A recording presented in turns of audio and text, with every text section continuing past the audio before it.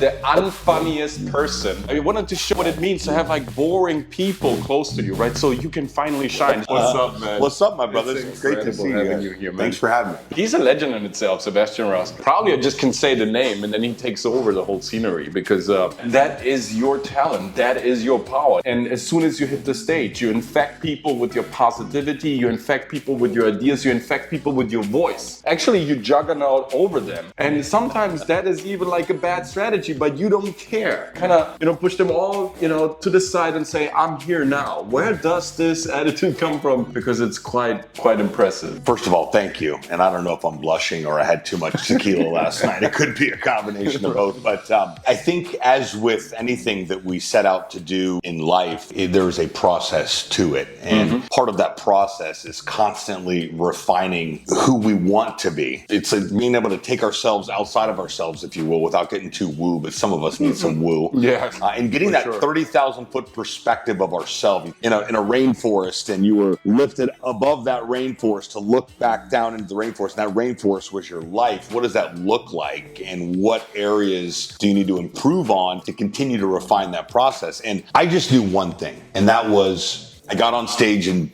the summer of 2009 in Las Vegas, and I said, this is it. It was just instant. It was a contract deal of all companies, a network marketing company, and I was contracted to work on the corporate side for 3 months, go out to Vegas, live there, and cultivate a training program for their representatives, and then facilitate that training at their live events every quarter. I did just that, and I came back after that gig, and I was like, okay, well, we got a little bit of momentum. I had lost it all in 2008, moved back to Miami with my daughter in a duffel bag. A few years after that, I was able to start to figure things out. And I'm like, I want to go see Tony Robbins.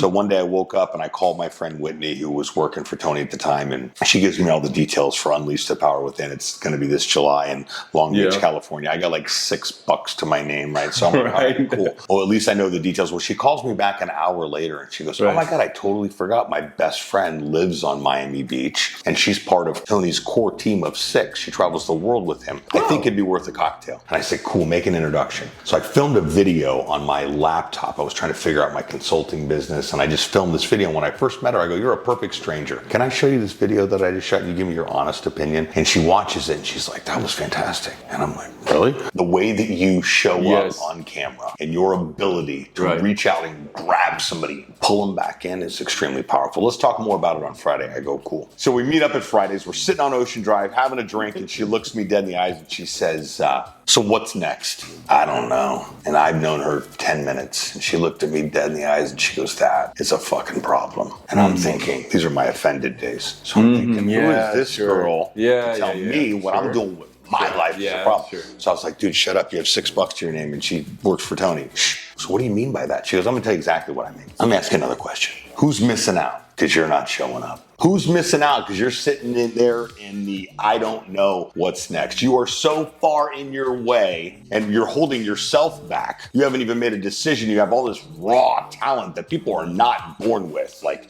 you got it, kid. And you're not doing anything. That Monday, I had conceptualized what would become my first company, Social Buzz TV. And I didn't have any money. I had a skateboard and my bus pass. And I just started hustling and telling everybody that Social Buzz TV was going to be the biggest, baddest social media, online media outlet, and that got me in everywhere. And then I put on a bow tie. So I'd show up at your event in a bow tie with a flip cam. Everyone lets the guy with a bow tie in the camera in. Everybody. I didn't know how to make money with the company the first 10 months. I just knew, man, I got my drive back. I got this whole hustle back in. This networking thing is really cool. And eventually I said, maybe I start hosting my own networking events. So I did that and I'd go put the venue together and they would pass a couple of free drinks around and appetizers. And then I would start to sell sponsors.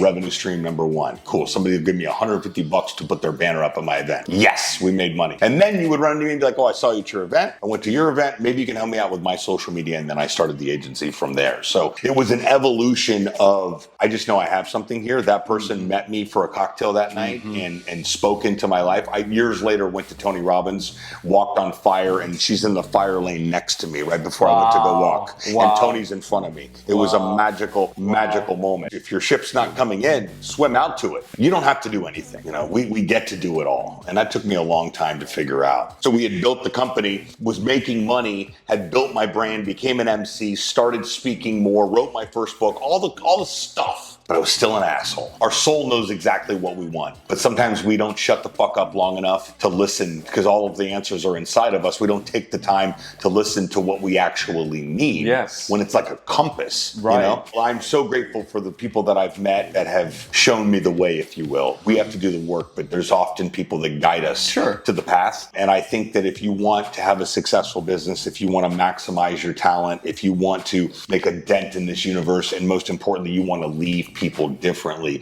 you absolutely must become the best version of yourself. And you do that by making healthy decisions, being aware, being accountable, doing all the things, like the things that contribute to that. They don't just happen. Again, you don't have to do any of them, but I'm a living testament. You wrote a book, you got your podcast, you're a speaker, you're motivational all over the place. So what's next? You want to scale this? You want to reach an even bigger audience? You want to search for something new? I do three things. I speak, I do comedy, and I launch podcasts. And if it's not those three things, I don't leave the house. So once I became ruthless with those non-negotiables, and I believe all three of those things are scalable. Why should people start a podcast? Because it gives you the opportunity to, number one, improve your communication skills, because most people are terrified to be in front of a camera or microphone. Number two, it's the ultimate content. This podcast episode is going to get chopped up into multiple pieces of content to be used forever, because it's evergreen. And then lastly is the most important part are the relationships. Who can you have a conversation with on your podcast that you can do business with? That's the number one way to monetize a podcast. I think it's a new playing golf. For sure. It's new playing golf, because why do you play golf? To make business, right? Minus the rage. You know, there's no rage, you know? There's no snapping clubs. It's just passion. It's just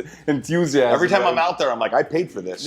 I fucking paid for this, yeah. That's why you Where's the cart girl? Yeah. So you get content, you get collaboration, yes, and of course you get the commitment from your future potential customers and spectators, and the ones you don't even expect. I had a buddy of mine. I'm in an incredible mastermind. Great hack, by the way. Get in the right fucking room consistently. Pay 5 figures a year to get in that room around people that are richer than you, smarter than you, way ahead of you, and you're the dumbest, brokest person in the room. That's the fucking room you want to be in. The 3 classical apology, the number 3 excuses and alibis why not to start a podcast, why not to start being self-creative and self-aware, why not starting being your own entrepreneur. Usually first it goes, I don't have time. What we say to them? I mean, if you have not started a podcast yet and you've had that inclination, somebody's told you got that nudge, the only reason, and this is important, you may want to write this down, is because of your bullshit excuses. That's it. Ding dong. Oh, I'm afraid people won't listen to me. What we say to them? Noise. That inner critic's always on. It's your job to silence that inner critic. Listen, when Steve Jobs invented the iPhone 25 years ago and said you're going to be able to hold a computer device in your hand. In your hand, like a computer. And call anybody in the world and be able to send these things called text messages and surf the World Wide Web, you would tell him that he was completely out of his tree. Right. Steve Jobs said the iPhone is going to become the iPhone because I said that the iPhone is going to be the iPhone. You have to believe in your product, correct, of course. And declare that it's happening. You're the only one that has to make that decision. If you don't visualize that, it's never going to happen, because if you don't put it out there in the first place, somebody else is going to put it out there. If you don't write your own agenda, you're going to be on someone else's agenda, or you're not on any agenda at all, which is even worse. So if it's an agenda, it might be as well your agenda. Third, most beautiful excuse that I usually hear, yeah, but my story isn't really interesting. You don't know that.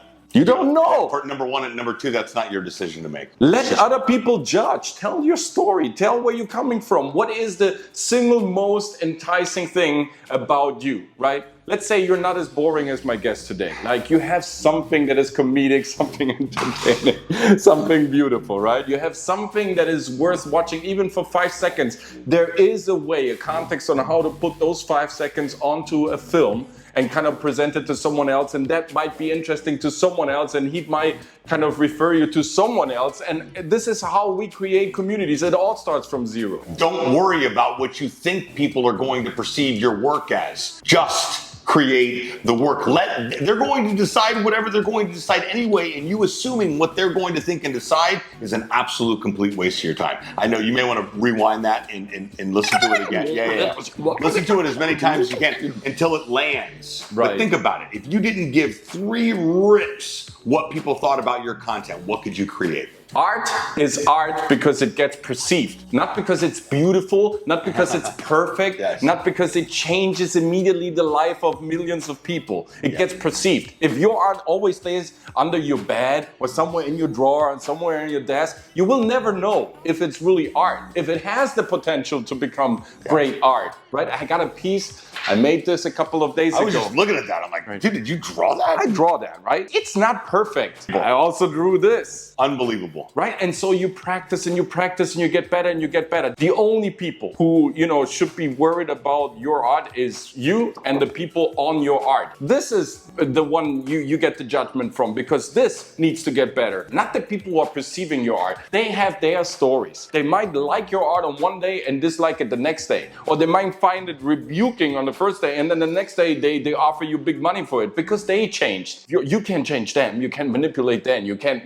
really kind of, tap into their lives because they got their story. But you can tap into your art and improve your art every day and kind of, change and tweak a detail every day about your performance, about your speech, about your delivery, about what you really want to tell. What is your referral? What is the style? What is the taste that you share, that you feel, gravitating towards to? What is it that is really attracting you out there? And try to find your reason, your motive inside of that art and recreate that for yourself. And if you want to, improve on your comedy skills, improve on your podcast, improve on your communication, improve on just having fun in your life and getting entertained, why don't you hit up this guy? He's there for you. And we will include all the links necessary. And just thank you so much for coming over, sharing these incredible pills of wisdom. Please be our guest on on another date as well. We're gonna get you on my show. We're gonna do a little, It would be fantastic. little podcast swapperoonie, another great relationship building tool. Whopperoonie, ladies and gentlemen. Down here, Swapperoonie. There you go. Write that down. Is that a word? It is now. It's a whopperoonie. It is now. It's fixed. That is clear. Is that true? If it's not, it should be. You're absolutely amazing. Likewise. Like a fantastic entertainer. And thank you so much, creative community, for stopping by. Please subscribe to Sebastian Rusk's content, to his podcast, and to all of his outlets. Please subscribe to this outlet as well. See you next time with the next video. Now you're ready to perform.